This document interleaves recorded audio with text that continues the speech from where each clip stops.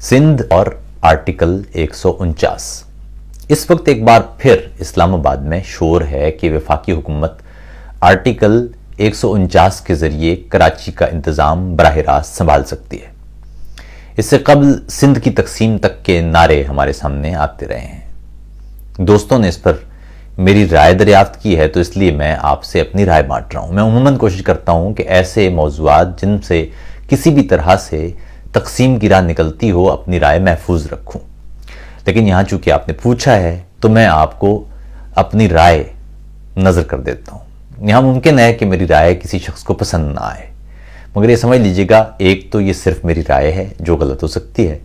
दूसरा, मैं वाज़े अंदाज से बात करता हूं, इसलिए यहां पर भी बात कर रहा हूं। वजह यह है कि मैं चाहता हूं कि इब्हाम कम से कम हो या ना रहे और चीज़ों का एक मुख्तलिफ और मुतबादिल रुख भी आपके सामने आ जाए। मुझे मुनाफिकत नहीं आती, तो इसलिए सीधी सीधी और सच्ची सच्ची बात करता हूं।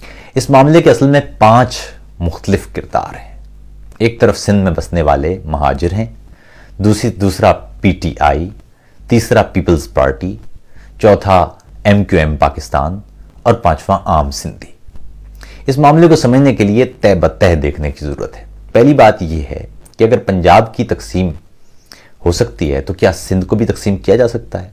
इसका सादा सा जवाब यह है कि जब तक सिंध असम्बली में ऐसी कोई करारदाद मंजूर नहीं होती, ऐसा नहीं हो सकता। इसमें 3 अनासर के मफादात फ़कत सियासी नोयत के हैं, मगर 2 अनासर की राय या खदशात नहायत बारीकी से देखने की भी जरूरत है, क्योंकि उनका ताल्लुक पाकिस्तान की बका के साथ वाबस्ता है।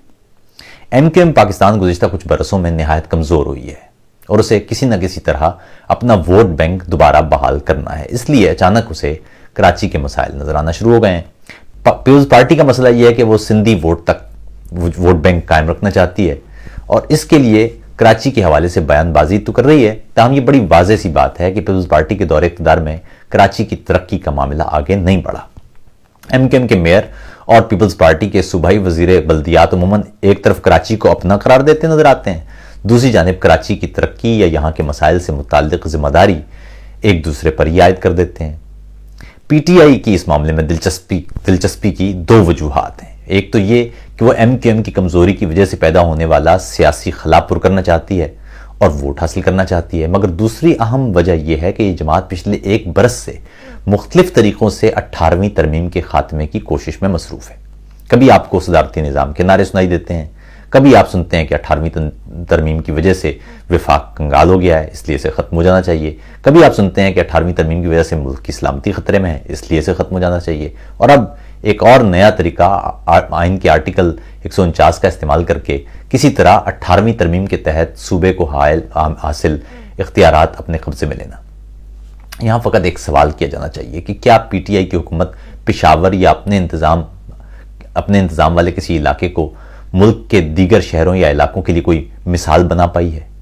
एक जमात जो पेशावर मेट्रो की सूरत में कौम को अरबों रुपए का टीका लगा चुकी है, अब कराची में क्या तीर मारने का इरादा रखती है? ये बड़ा आम सा सादा सा सवाल है। इससे आप अंदाजा लगा सकते हैं PTI का और उसकी नीयत या मंसूबे का। या कराची का उसे इतना ख्याल क्यों? बलूचिस्तान के कई इलाके बदतरीन इंतशार और ख़राब तरीन हुक्मरानी का मंजर पेश कर रहे हैं। बलूचिस्तान के कई इलाकों के रहनुमा कौमी असम्बली में चीख चीख कर रियासत पाकिस्तान से इंसाफ और हुकूक तलब करते नजर आते हैं। PTI की तवज्जो उस तरफ क्यों नहीं है? लेकिन ज्यादा खौफनाक मसला मेरी निगाह में सिंध में बसने वाली सिंधी और महाजिर बरादरी के दरमियान तनाव में इजाफा है।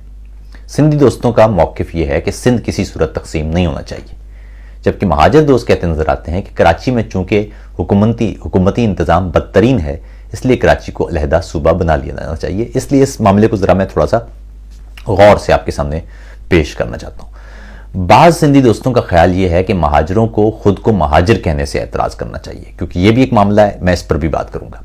मगर यह सबको समझने की जरूरत है कि किसी भी शख्स या बरादरी को यह आफाकी हक हासिल है कि वो खुद को जिस शनाख्त से चाहें पुकारें।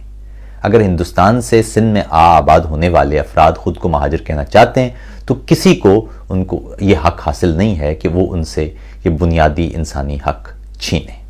ये तो बड़ा सादा सा उसूल है। दूसरी जानिब महाजिर दोस्तों को इस बात का इल्म होना जरूरी है कि सिंध की तकसीम सिंध के लोगों के लिए एक निहायत हसास तर्ज का मामला है।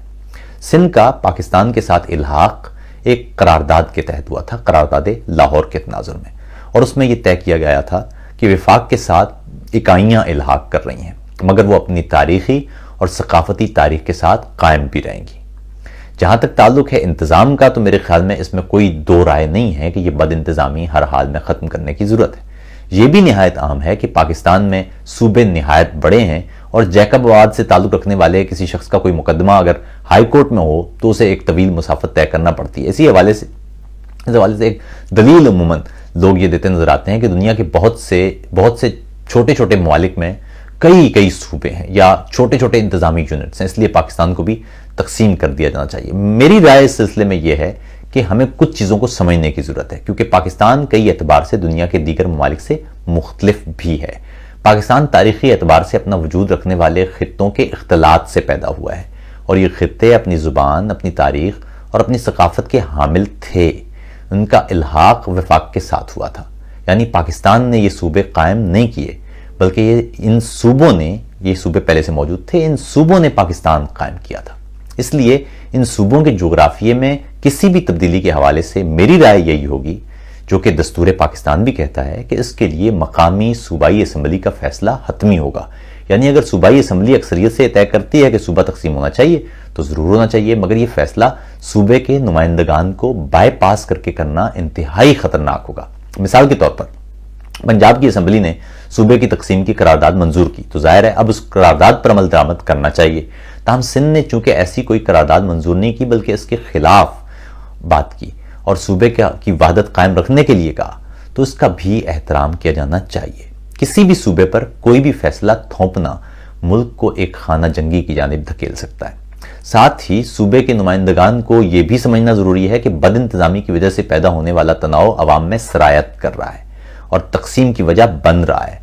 इसलिए इस बद इंतजामी के खात्मे के लिए फौरी और ठोस इंतजामात की जरूरत है। साथ ही कोई ऐसा सेटअप भी सूबाई असम्बली को सामने रखना चाहिए जिसके जरिए इंसाफ या दीगर शोबों में इख्तियारात और हुदूद निचली तरीन सतह पर मौजूद हों या पहुंचा दी जाए, ताकि अवाम में तकसीम और गलतफहमियां किसी खौफनाक सूरत हाल का रूप न धार लें।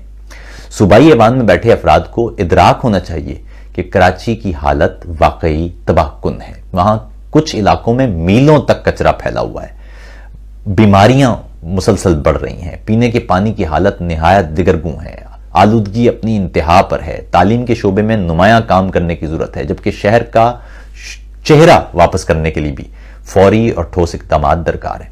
फकत सियासी नारेबाजी या सिंधी कौम परस्ती के नारों से यह मामला हल नहीं होगा और ना ही महाजरों को ताने देने से सूरत हाल में कोई बेहतरी आएगी। बेहतर अमल यही होगा कि सियासी कायदीन तदब्बुर के साथ बैठें, इस तदब्बुर का मुजाहरा करें और इन बुनियादी असबाब पर गौर करें जो इस बेचैनी और अदम एतमाद का बाइस बन रहे हैं। अगर इंतजामी तकसीम इसका हल है तो वो किया जाए, अगर कोई और सेटअप बन सकता है तो सूबे में वो कानूनी इकदाम उठाए जाएं, और अगर इससे भी बेहतर कोई हल दस्तयाब है तो वो काम में लाया जाए। सिंधी और महाजर दोस्तों को इस सिलसिले में मुकालमत के रास्ते तर्क करने की बजाय एक दूसरे को सुनने की भी अशद जरूरत है। जब तक आप टेबल पर बैठकर मुश्किल मौजुआत पर बात नहीं करेंगे, अपना अपना मौकिफ दलील के साथ नहीं रखेंगे और नारेबाजी की बजाय गुफ्तगू का रास्ता इख्तियार नहीं करेंगे, बाहमी खलीज और बढ़ेगी।